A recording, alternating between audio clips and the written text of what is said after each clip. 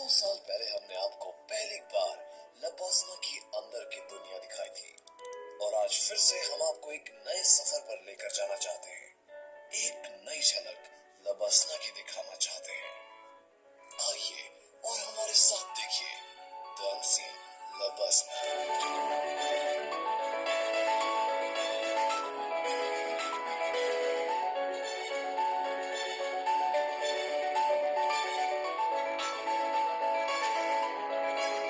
चलिए अपनी मंजिल के एक कदम और करीब उत्तराखंड में स्थित और 1959 में स्थापित Lal Bahadur Shastri national academy of administration का कैंपस मसूरी के मशहूर लाइब्रेरी चौक से लगभग 2 किलोमीटर दूर है।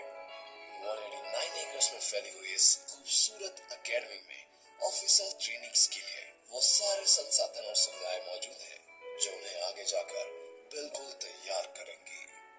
तो आइए एक बार फिर चलते हैं लबासना की सैर पर। इस सफर की शुरुआत होती है लबासना के मेन गेट से, जिसके अंदर अपनी ही एक अलग दुनिया है।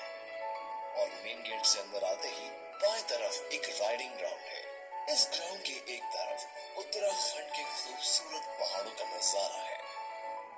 1959 में जब एकेडमी स्थापित हुई तब राइडिंग की सुविधाएं उपलब्ध नहीं थी, लेकिन इसके अगले 2 महीनों में ही 20 घोड़े खरीदे गए और कैंपस में हॉर्स राइडिंग भी शुरू की गई। जो भी ओटीज हॉर्स राइडिंग चूज करते हैं उन्हें उचित राइडिंग गियर दिया जाता है, जिसमें ब्रीचेस, हेलमेट्स, ओटीज और राइडिंग शूज भी शामिल होते हैं। ओटीज के ब्रीचेस सिर्फ बेज रंग में सिले जाते हैं और राइडिंग ग्राउंड के सामने की दीवार पर लिखा है लबासना का मशहूर मोटो शीलम परम भूषणम।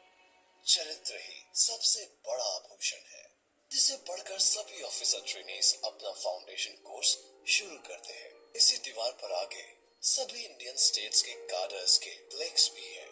टोटल मेन 21 कार्डर्स होते हैं। हर स्टेट का एक एक कार्डर और 3 जॉइंट कार्डर्स, जिसे एगमट यानी AGMUT भी कहा जाता है।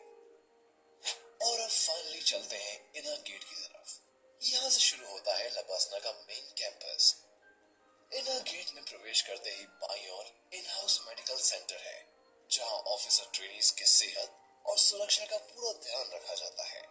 कैंपस में हर फैसिलिटी या ब्लॉक के बाहर नेम प्लेट्स और QR कोड्स हैं। इन QR कोड्स को स्कैन करके उस सुविधा के बारे में और जानकारी प्राप्त हो जाती है। इसके बाद हम आते हैं सरदार पटेल हॉल के सामने। ये एकेडमी की सबसे पुरानी इमारतों में से एक है। इस हॉल को 2015 से 2017 के दौरान नया रूप दिया गया।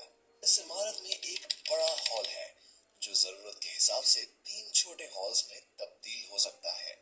हर छोटे हॉल में लगभग 30 से 33 लोग आ सकते हैं और ये छोटे ब्रेकआउट रूम्स के रूप में इस्तेमाल होते हैं, जहां आइस ब्रेकिंग सेशंस और लैंग्वेज सेशंस लिए जाते हैं। मैप के 6 नंबर पर है संपूर्णानंद ऑडिटोरियम। यह एकेडमी का मुख्य ऑडिटोरियम है, जिसमें लगभग 470 लोगों के बैठने की सुविधा है। इस ऑडी को फाउंडेशन कोर्स के लेक्चर्स, फिल्मों की स्क्रीनिंग एवं कल्चर प्रोग्राम्स के लिए इस्तेमाल किया जाता है। और इस ऑडिटोरियम का नामकरण डॉक्टर संपूर्णानंद के ऊपर हुआ, जो कि उत्तर प्रदेश के दूसरे मुख्यमंत्री थे। और अब हम चलते हैं संपूर्णानंद ऑडिटोरियम